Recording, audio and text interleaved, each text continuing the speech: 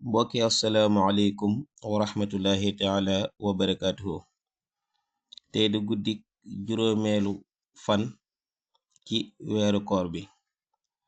naafila tey bi nekk fatiha benn yoon, alam nasara ak qul huwallahu ahad bu ci nekk ñetti yoon. waaye laata ñuy ñëw ci njëriñu naafila bi, ñu ñëw ci suñ xadisu tey.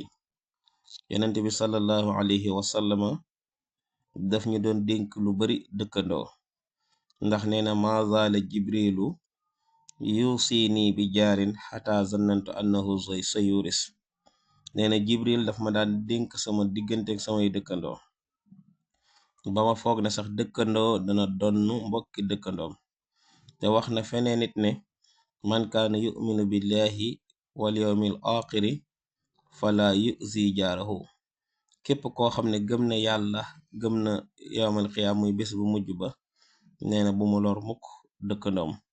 waxoon na aba zarin boo toggee lu am xet tey xeeñ sa dëkkandoo, na nga fexe bu ñam wa dajut ñépp ku nekk mos ca ñeex ma. naafila tey bi wax nañ ne képp ku ko julli mel na ne ku aj junney yoon, umra junney yoon, te dinañ ko musal tamit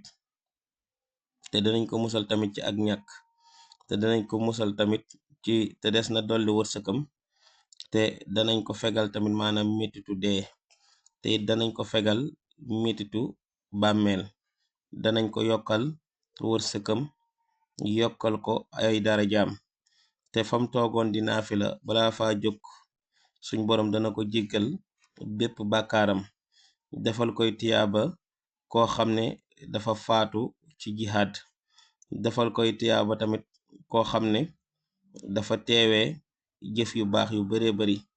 mbokk yi, kon naafila baa ngi noonu te lu am solo la ci gëna tee neex nag mooy boo ko defee dañuy bind ñaari malaaka yooyu noonu, bii di la bindal say bu jëf yu baax, bii di la faral say jëf yu bon ba bésub keroog ba di dellu si.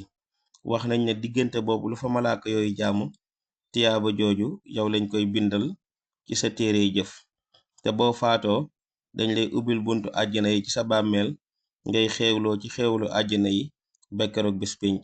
wassalaamu aleykum wa rahmatullahi taala wa barakaatu.